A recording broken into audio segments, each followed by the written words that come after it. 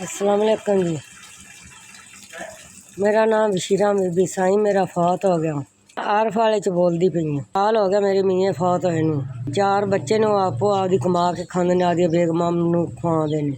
मैनू किसी ने इत्थे जी दस्सिया भी मैं इत्थे अमदाद करदे मैं आरफ वाले च इत्थे टुर के आई हूँ।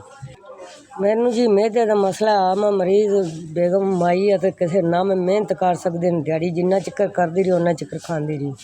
मैं कल शाम की रोटी खाधी आई, मैंने रोटी नहीं मैं धक्के खांदी फिरनी। ना कोई बेटा संभालदा ना कोई बेटी, 5-4 बेटे ने एक बेटी करो बाहर कड्ढा ना मेरे पानी दा वसैल कोई शै को नहीं मेरे को खुदा।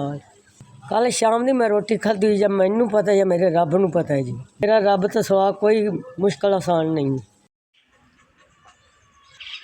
SBS थोड़ी मेहरबानी, थोड़ा शुक्रिया। मेरी तरफों 5000 पहुँच गए। अल्लाह पाक इस कंपनी को ना देवे, ये गरीबों के औखे वेले काम आती है।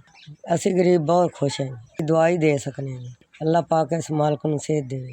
इन्हां पैसों का आटा लवांगी, आधा रोटी पानी पकावांगी। थोड़ी मेहरबानी।